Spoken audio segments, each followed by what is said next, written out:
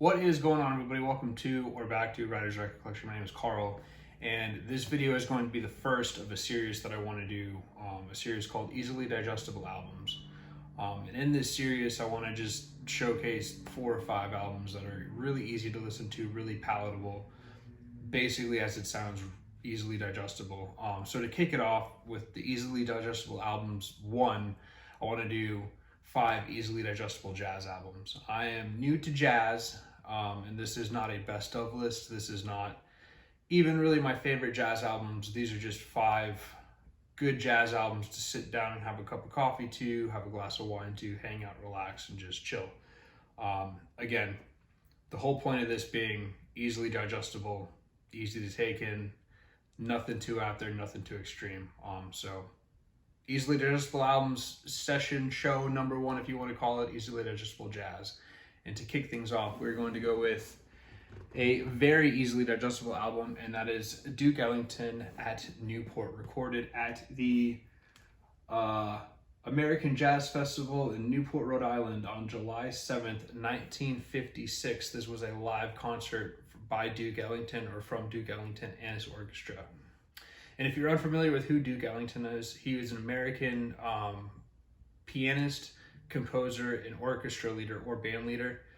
This album helped revitalize his career. He was on a downturn before this concert. This was recorded, like I said, in July of 1956 and released later that year. After this album was released, he went on to collaborate with people like John Coltrane and various big jazz artists of the 1960s, and it, like I said, helped revitalize his career.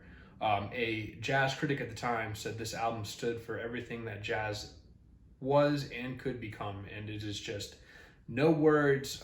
You have the crowd noises. You feel as though you're standing in Newport listening to Duke Ellington and his orchestra perform this stuff. The only spoken words are in the beginning when he introduced the band. Other than that, it's just the band playing, Duke composing, and it is one of the best-selling jazz albums of all time, one of the most popular jazz albums of all time. And it is just super, super easily digestible from beginning to end. As you can see, Duke Ellington, there are some pictures of Duke Ellington and that concert on the back. And that is the girl who started 1,000 Yelps. There's one solo on side 2 where I believe it's his saxophone guy or his trumpet guy just keeps going, and the whole crowd is just going buck wild. But again, very easily digestible, very nice to sit down, have a cup of coffee to, relax to. Nothing too out there, nothing too abstract, good, mellow, easy listening jazz. Next is a jazz album that I happened to stumble upon based upon the hit song from that album. But this album was released in 1977, December 8th, 1977 to be exact. But this is Chuck Mangione, Feels So Good. Chuck Mangione, if you're unfamiliar, is an American flugelhorn player, composer, and band leader. In addition to the flugelhorn, he also plays the trumpet. And the big song from this album is Side 1, Track 2, or Side 1, Track 1, Feels So Good. That song in this album reached number 2 on the Billboard 200, if I'm not mistaken, but this was released, like I said, in 1977. So this is a smooth jazz, easy listening album. It is more modern in terms of what you would expect to find on that Duke Ellington album, but the tracks on this are Feel So Good, which is just a banging song that just builds and builds and builds. Maui Wowie, Theme from East Street, or Theme from Side Street, Hide and Seek, Ready or Not, Here I Come, Last Dance, and the 11th Commandment. And just a great group of people playing on this album with him, great band, firing on all cylinders. You can see how happy he is on there on the front cover. He feels so good because this album feels so good. And again, like I said, some people might not like this. Some people might just think this whole list is just atrocious, but it is a good, easy listening, mellow, tasty album that's easily digestible, easy on the ears, and good, mindless music to just decompress and unwind to. So, second easily digestible album on this list is Chuck Mangione, Feels So Good. And this is where this easily digestible list is going to go completely off the rails for some people. I'm going to pull something out that I happen to really like. This is one of my favorite albums of all time, but it is also a very easy listening jazz album. But a lot of people don't really like this guy. He gets a bad rap here in the vinyl community, and I don't know why, but this is Herb Alpert and the Tijuana Brass, Whipped Cream and Other Delights. And this is the group's 4th overall released in 1965.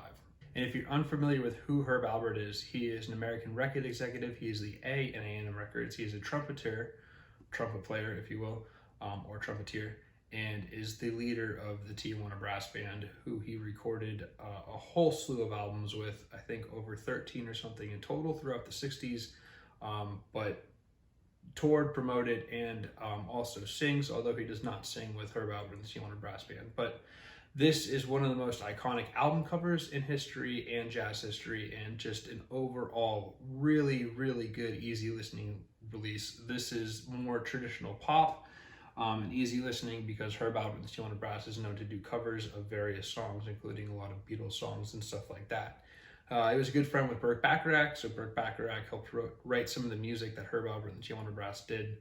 But this is the group's 4th and most popular release, like I said. And again, a lot of people don't really like this guy, and I don't really understand why, but I think he's very good, very talented, and this is a very, very easily digestible jazz album.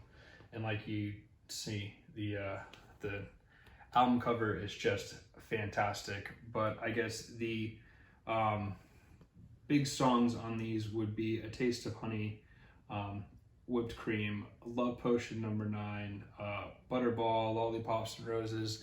Just this whole thing, it's super easy. One of the first albums I ever had in my collection was a gift to me. Very, very tasty, very easily digestible, really good, lighthearted, easy listening pop music to just throw on and make breakfast to, or have a glass of wine to, and mellow out at the end of the day too. So the 3rd on this list of 5 is Herb Alpert and the Tijuana Brass, Whipped Cream and Other Delights.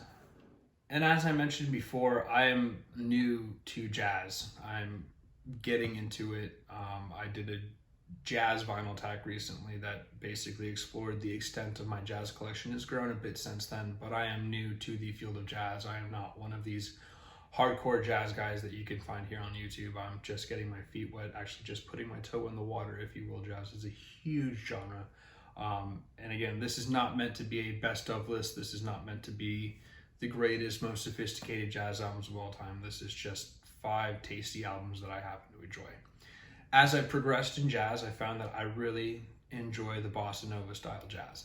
I like the way that sounds. I live in South Florida. It reminds me a lot of being outside and sort of the lifestyle out here and down here. So that's where my jazz is going mostly. The album that turned me on to the bossa nova jazz is this next album that I'm going to show, and this is Getz and Gilberto, which is a bossa nova jazz album, one of the most famous bossa nova jazz albums of all time. This was also one of the first records that I bought. Stan Getz is an American saxophonist who is very, very famous for popularizing bossa nova here in the United States. This was released in, I believe, 1964, March of 1964, and is one of Stan Getz's most famous albums. It features a Brazilian guitarist named João Gilberto, and this album helped popularize jazz in the United States. This has The Girl from Ipanema on it, which is one of the most popular songs here. But the back says, America's top jazz tenor joins Brazil's great young singer in the most exotic album of the year. So this is bossa nova. There's some vocal jazz on here, but this is just very sophisticated, mellow, easy listening jazz. I love this album, and I can't say enough good things about this album, and it has really opened my eyes to jazz, this album in particular.